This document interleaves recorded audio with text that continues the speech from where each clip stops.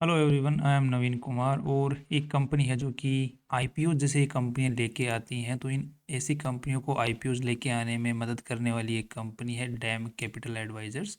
ये company stock market से पैसा उठाने वाली है और ये फुल फ्लेज आईपीओ है, मेन बोर्ड कंपनी का आईपीओ है। ये सिर्फ आईपीओ ही लेके आने में मदद नहीं करती, और भी बहुत सारी सर्विसेज में हेल्प करती है दूसरी कंपनियों की।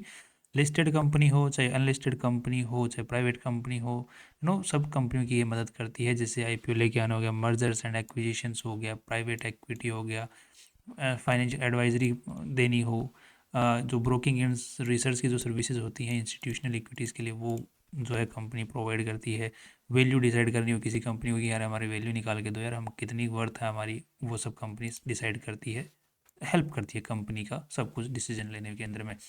अब यहाँ पे आईपीओ लेके आने में बहुत सारा काम होता है, तो वो जो पूरा काम है इन्वेस्टमेंट बैंकिंग का, वो सारा ये काम कंपनी देखती है। बहुत अच्छी अच्छी कंपनियों के आईपीओ ये कंपनी लेके आ चुकी है, और भी राइट इश्यूज हो गए, बोनस हो गए, ये चीज़ें जो होती हैं ये कंपनी लेके आ चुकी है दूसरी कंपनियों के।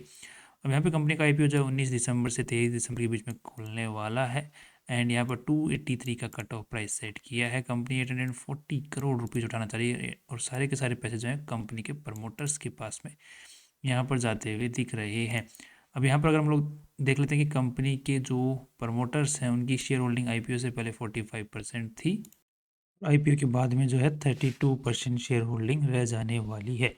अब अगर हम कंपनी के आरएचपी के अंदर में और चीज़ों को अगर चेक करते हैं यहाँ पे, तो कंपनी का जो मेन प्रमोटर है धर्मेश अनिल मेहता, वो यहाँ पर उनके पास में आईपीओ से पहले 1,85,00,000 शेयर्स थे, और यही मेन बंदा जो है यहाँ पर 87 लाख शेयर्स बेच रहा है। तो अपनी सिग्निफिकेंट शेयर होल्डिंग यहाँ पर ये बंदे जो आदमी है, इंसान है जो बेच रहा है, मेन प्रमोटर भी है कंपनी का, सेलिंग शेयर होल्डर है, बिगेस्ट सेलिंग शेयर होल्डर भी यहाँ पर बन के सामने आ रहे हैं। तो ये काफ़ी एक नेगेटिव पॉइंट इस कंपनी के लिए बन भी जाता है। अब कंपनी की जो यहाँ पर वैल्यू लगाई जा रही है पूरी कंपनी की, दैट इज़ 2,000 करोड़ रुपीज़, और यहाँ पर जो पैसे उठाए जा रहे हैं दैट इज़ 840 करोड़ रुपीज़। सो एक सिग्निफिकेंट शेयर होल्डिंग यहाँ पर बेचने की कोशिश हो रही है इस आईपीओ के थ्रू। और सारा पैसा जो है कंपनी के जो प्रमोटर लोग हैं, इन्वेस्टर्स हैं, जो पुराने ज़माने जो पहले शेयर होल्डिंग खरीद के बैठे हुए, ये जो इन्वेस्टर शेयर होल्डर्स हैं पुराने वाले, ये अपना अच्छा खासा स्टेक यहाँ पर बेच रहे हैं। और कि कौन कौन से बेच रहे हैं उनकी डिटेल्स यहाँ पर आपको देखने को मिल जाती है। सो सिग्निफिकेंट बेच रहे हैं यहाँ पर।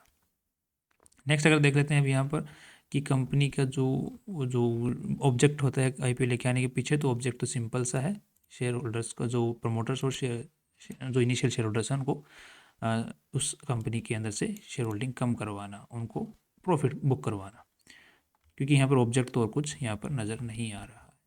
नेक्स्ट अब देख लेते हैं, थोड़ा सा कंपनी के आरएसपी को रीड करने की कोशिश कर लेते हैं। सॉरी, अब कंपनी के हम थोड़ा सा अगर हम हिस्ट्री को चेक करते हैं, तो यहाँ पर 1993 के अंदर में कंपनी की शुरुआत हो चुकी थी। कंपनी का नाम था SS Kantilal Ishwar Lal share brokers and investors private limited. अब उसके बाद में कंपनी धीरे धीरे फिर आगे बढ़ती हुई आगे चल रही है, और अभी डैम कैपिटल नाम से चल रही है। इसका जो नाम चेंज हुआ है वो यहाँ पर देखने को मिल रहा है कि कहाँ पर इसका नाम चेंज हुआ है, दैट इज़ 2020 के अंदर में नाम चेंज हुआ है। डैम कैपिटल उससे पहले वही था। अब थोड़ा सा, सॉरी, ये दूसरा स्क्रीनशॉट आ गया है। अब कंपनी के आसपास में आज के दिन दो सब्सिडरीज हैं, डैम कैपिटल USA INC और दूसरी है डैम एसेट मैनेजमेंट लिमिटेड। तो ये दो सब्सिडरीज हैं जो कंपनी के आसपास आज के दिन पास में हैं, जिनके थ्रू भी कंपनी थोड़ा बहुत रेवेन्यू कमाती है। सब्सिडरीज का मतलब होता है 50% ज़्यादा की शेयर होल्डिंग है। बाकी इन दोनों सब्सिडरीज के अंदर में कंपनी सिग्निफिकेंट शेयर होल्डिंग रखती है। कंपनी के पास में जो भी ऑफिस आज के दिन काम में ले रहे हैं सारे लीज पर हैं। Nothing is company ons, there is nothing company ons. Company के पास में जो एम्प्लॉयज़ आज के दिन काम कर रहे हैं, मर्चेंट बैंकिंग में 40, ब्रोकिंग में 34, 29 रिसर्च में और कॉर्पोरेट फंक्शंस के अंदर में 18 एम्प्लॉयज़ काम कर रहे हैं। तो टोटल 121 एम्प्लॉयज़ है।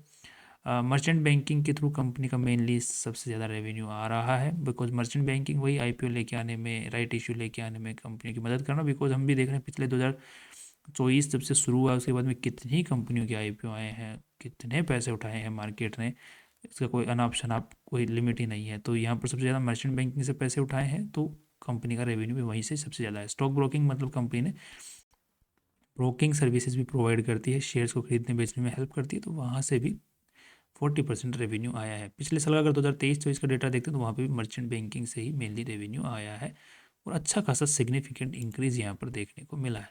अब कंपनी के ये कुछ क्लाइंट्स हैं जो पहले रहे हुए हैं जिनका कंपनी ने हेल्प किया है, जैसे यहाँ पे राइट इशू लाने में रिलायंस इंडस्ट्रीज़ की हेल्प की थी, रिलायंस कंज्यूमर प्रोडक्ट्स की। यहाँ पर ओपन ऑफर दिया था lotus chocolate company limited in physical 2023 के अंदर में। शाहपुर जी पालोन जी की इन्होंने हेल्प की हुई है ऑफिस लेके आने में। आरबीएल बैंक की हेल्प की हुई है। केन्स टेक्नोलॉजी का आईपीओ लेके आए हुए हैं। So they have brought good companies into the market and as well help the good companies into the market raise the money. अब यहाँ पे कंपनी के जो कितने ट्रांजेक्शन कितने पैसे उठवाने में मदद किया, तो 2024 के अंदर में यहाँ पे 9 आईपीओ कंपनी लेके आई थी, जिसमें 8,700 करोड़ रुपए कंपनी ने उठवाने में मदद की थी, पैसे उठाने की मदद की थी। क्यूआईपीज़ के थ्रू यहाँ पर जो है क्वालिफाइड इंस्टीट्यूशनल जो परचेजर्स होते हैं, जैसे एक कंपनी होती है जो ऑलरेडी लिस्टेड है या फिर नहीं है, तो जिसको दूसरी कंपनियों से ही पैसे उठाने हैं, मतलब जैसे म्यूचुअल फंड वाले हो गए, इंश्योरेंस वाले हो गए, इनसे ही पैसे उठाने, या फिर ये एसेट मैनेजमेंट कंपनियाँ हो गई, या फिर ये जो प्राइवेट इक्विटी हो गई, बड़े लोग, एचएनआई लोग जो इंस्टीट्यूशन वाले होते हैं, तो वहाँ से पैसे उठाने में मदद करती है। तो वहाँ से कंपनी ने 10,000 करोड़ रुपए उठाने में मदद करी है क्यूआईपी के थ्रू 2024 के अंदर में। तो एक सिग्निफिकेंट यहाँ पर कंपनी ने काम किया हुआ है।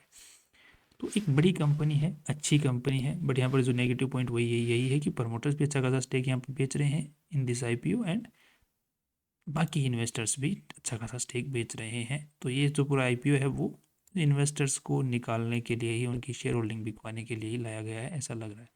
अब देख लेते हैं थोड़ा सा कंपनी की आरएचपी के अंदर बैलेंस शीट पे नजर डाल लेते हैं कितना पैसा आज के दिन इस कंपनी में लगा हुआ है। दैट इज 257 करोड़ रुपीज़ आज के दिन लगे हुए हैं। इसमें से अगर देखते हैं तो मोस्टली जो पैसा है वो 200 करोड़ के आसपास में इन्वेस्टर्स का ही पैसा कंपनी में लगा हुआ है।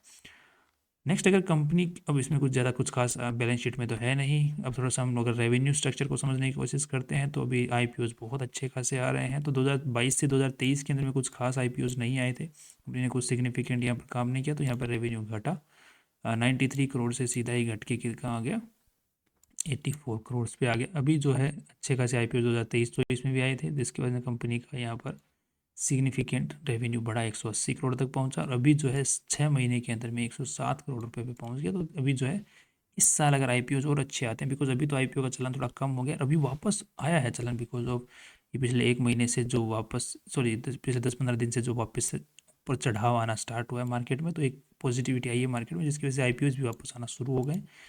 तो यहाँ पर 107 करोड़ रुपये तो पिछले 6 महीने में कंपनी कमा चुकी है, रेवेन्यू जनरेट कर चुकी है। बाकी अगले 6 महीने में लेट्स सी कैसे करती है, तो आई थिंक ये 200 करोड़ इस साल रेवेन्यू जनरेट कर लेंगे। तो नेट प्रॉफिट्स कितना बचा पा रहे हैं, दैट्स द मेन क्वेश्चन। यहाँ पे 43 करोड़ रुपीज़ अब तक कमा चुके हैं, तो लगभग इस साल जो है 80 करोड़ रुपए कंपनी कमा लेगी। पिछले साल 70 करोड़ कमाए थे, उससे पिछले साल 92 लाख कमाए थे। तो एक, सॉरी यहाँ पर, सॉरी 9 करोड़ रुपए कमाए थे। यहाँ पे एक सिग्निफिकेंट इंक्रीज यहाँ पर देखने को मिल रहा है, that's very good, right. But ये मार्केट जो है आईपीओज के थ्रू, कॉर्पोरेट स्ट्रक्चरिंग के थ्रू पैसे कमाती है मेनली, और इस मार्केट में बहुत सारे बड़े बड़े छोटे प्लेयर्स काम करते हैं। तो ये आईपीओज का जो चलन है, ये जो पैसे उठाने का जो चलन है, ये कितने दिन तक चलेगा, मार्केट का भी तंग हो जाए, एक सेचुरेशन पॉइंट आएगा, तो तब उसके बाद में इसकी थोड़ी ढिलाई बढ़ती आ सकती है। तो अभी क्या ये इस कंपनी को भी दिख रहा है कि हाँ अभी तो पूरा मार्केट क्रेज हो रखा है इस चीज़ को लेकर के, तो क्यों ना इस चीज़ का फ़ायदा उठाया जाए और अच्छा खासा शेयर होल्डिंग बेच लिया जाए। तो आई थिंक ये बहुत अच्छी खासी वैल्यू इन्होंने इस आईपीओ के थ्रू लगाने की कोशिश की, but still we will try to calculate the P and P B ratio, और मार्केट के जो दूसरे कॉम्पिटिटर्स हैं उनके साथ में कंपेयर करके देखेंगे based on this last years data 70 lakh के हिसाब से, सॉरी 70 करोड़ के हिसाब से। कैश फ्लो की अगर बात करते हैं तो cash flow statement is kind of fine here but not that great, because पिछले साल जो है 59 crore rupees negative, sorry 595 crore rupees negative है, उससे पिछले साल 679 करोड़ रुपए पॉजिटिव था। ट्रेड्स पेबल अच्छे खासे यहाँ पर कंपनी के बने हुए हैं, बट ठीक ठाक है, we can not say that bad, but still ठीक ठाक ही है, अच्छा कुछ खास है नहीं, वैल्यू बहुत अच्छी खासी इन्होंने लगा ली है। अब थोड़ा सा हम लोग जो जितना कमाई की है पिछले साल उसके हिसाब से कंपेयर करके देख लेते हैं इस साल की दूसरी जो लिस्टेड कंपनी इसी सेक्टर में काम करने वाली है उनके साथ। तो 2000 करोड़ की वैल्यू इन्होंने लगाई है। सो यहाँ पे 2000 करोड़ डिवाइडेड बाय 70 करोड़। तो यहाँ पे 28 का पी रेशियो निकल के आता है, जिसको कंपेयर करते हैं जेएम फाइनेंशियल्स के साथ में। तो यहाँ पे देखने को मिल रहा है जेएम फाइनेंशियल्स का 21 का है और इसका 15 का है। और दूसरी है बंसल वायर्स, सॉरी ये दूसरी कंपनी की रिसर्च कर रहा था मैं, ये गलत आ गया। तो जेएम फाइनेंशियल्स हो गया, आईआईएफएल हो गया, तो इनके साथ में अगर कंपेयर करते हैं तो दोनों के मुकाबले ही कंपनी कम कमाई कर रही है, वैल्यू लगाई है उसके हिसाब से। दूसरी चीज़, बिकॉज जेएम फाइनेंशियल्स और आईएफएल सिक्योरिटीज़ इसी सेक्टर में एक दिग्गज प्लेयर्स हैं आज के दिन। आईसीआईसीआई सिक्योरिटीज़ भी इस सेक्टर की एक दिग्गज प्लेयर है। अब पीबी रेशियो के हिसाब से एक बार बात कर लेते हैं, तो यहाँ पर 162 करोड़ रुपीज़ की इसने वैल्यू लगाई, सॉरी नेटवर्थ आज के दिन इस कंपनी की। और पैसे सारे प्रमोटर्स के पास में ही, सॉरी जो शेयर होल्डर्स हैं उनके पास में जा रहे हैं, तो यहाँ पे कंपनी की नेटवर्थ नहीं बढ़ने वाली है। सो पीबी रेशियो को अगर हम लोग चेक करते हैं तो यहाँ पे पीबी रेशियो इस काफ़ी अच्छा खासा देखने को मिल रहा है, लगभग 12-13 के आसपास का देखने को मिल रहा है। इसको अगर कंपेयर करते हैं यहाँ पे तो इसका है 1.5, इसका है 5। So we can say कि कंपनी का stock price is over priced, we can say that based on the PE and PB ratio, based on the comparison. That's all we can say. बाकी अगर एक बार इसकी हवा भी देख लेते हैं कि हवा निकल रही है या फिर बनाई जा रही है, तो हवा तो कायदे से तो निकलनी ही चाहिए, बनाई तो नहीं जानी चाहिए, बिकॉज सारे ही हिंट्स जो है वो नेगेटिव साइड में ही आ रहे हैं, बट यहाँ पर हवा जो है पॉजिटिवली बनाई जाती हुई दिख रही है। सो लिस्टिंग गेंस के लिए मेरे को थोड़ा डाउट हो रहा है इसके ऊपर में, बट ला के देखते हैं आपका क्या डिसीजन बनता है, वो आप अपना कमेंट सेक्शन में बता सकते हैं। बाकी मैं I can say about myself only कि based on this analysis I am not gonna apply. That's all, see you tomorrow with new information. बाकी आप जो भी decision positive negative financial advisor से पूछ के और रिसर्च करके ही लें। See you tomorrow.